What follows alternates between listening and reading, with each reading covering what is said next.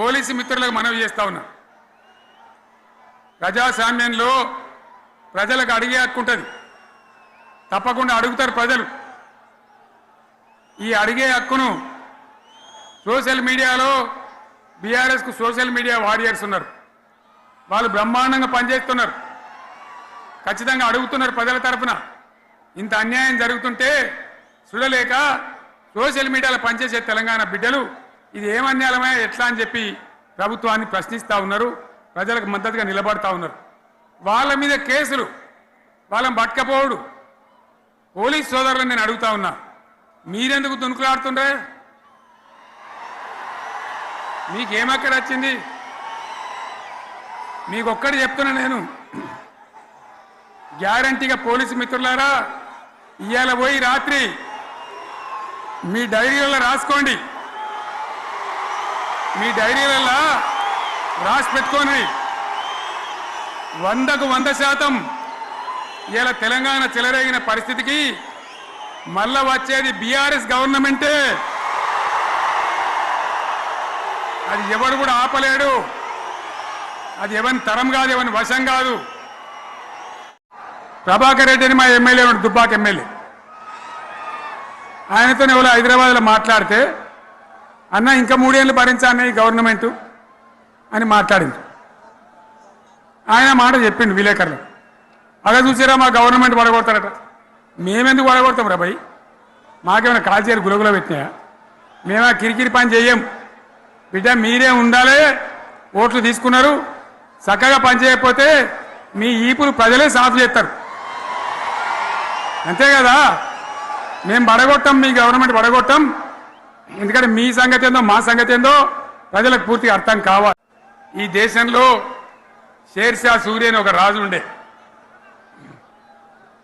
ఆయన కాలంలోనే రెవెన్యూ సంస్కరణలు తెచ్చినారు. నేను చెప్పే మాట మంచి వినాలి మీరు.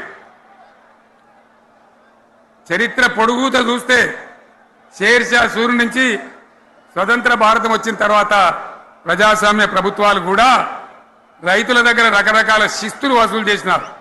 రైతుల దగ్గర డబ్బులు వసూలు చేసినారు. తహసీల్ రకాలు వసూలు చేసినారు. నీటి తీరువాలు వసూలు చేసినారు. కానీ రైతును చూడాలని వాడు అందుకోలే. భారతదేశంలోనే ఎక్కడ కూడా లేని స్కీమ్.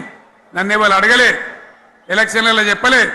నాకు నేనుగా ఆలోచించి, ప్రభుత్వమే ఆలోచించి రైతు బంధు పథకాన్ని తెచ్చినాం. చాలా బ్రహ్మాండంగా రైతు బంధు పథకాన్ని అమలు చేసినాం. వరుస బట్టి గోల్మాల్ దింపుట్ల కాంగ్రెస్ను మించిన వాళ్ళు లేడు. అబద్ధాలు చెప్పుట్ల కాంగ్రెస్ను మించిన వాళ్ళు లేడు. ఎన్ని చెప్పిరి ఇక్కడ ఉన్నోళ్ళు జాలరని, ఉన్న గాంధీలు లేని గాంధీలు డూప్లికేట్ గాంధీలు అంతా ఢిల్లీకి కూడా దిగిరి,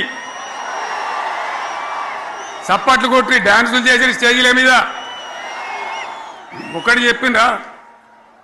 ఇలా ఒక్క మాట మీరు అందరూ ఆలోచన చేయాలి. ఇక్కడ ఉన్న వాళ్ళు కానీ నా మనసు బాధ అవుతుంది, నా మనసు కాలుతుంది, ఇబ్బంది అవుతుంది. నా కళ్ళ ముందటనే తెలంగాణ ఇట్లా రావడం నాకు దుఃఖం కలిగిస్తా ఉంది. నేను ఆవేదనతో చెప్తున్నా ఈ మాట. ఒక్క మాట మీరు అందరూ ఆలోచన చేయండి. తెలంగాణలో భూముల ధరలు ఎట్లుండే? కేసీఆర్ ముఖ్యమంత్రి ఉన్నప్పుడు, బీఆర్ఎస్ రాజ్యం చేసినప్పుడు భూముల ధరలు ఎట్లుండే? ఆనాడు కొనేటోళ్ళు ఎక్కువ ఉండిరి, అమ్మేటోళ్ళు తక్కువ ఉండిరి. ఇవాళ ఆపదకి అమ్ముకుందామంటే భూములు కొనేటోడు ఉన్నాడా? అడుగుతున్నా భూముల ధరలు ఎక్కడికి పోయినాయి? ఎవరికన్నా 5 ఎకరాలు డాంబర్ రోడ్డు పక్కకుంటే నేను 5 కోట్ల మనిషిని, నేను కోటీశ్వరుని ధైర్యంలో రైతులు ఉండరు.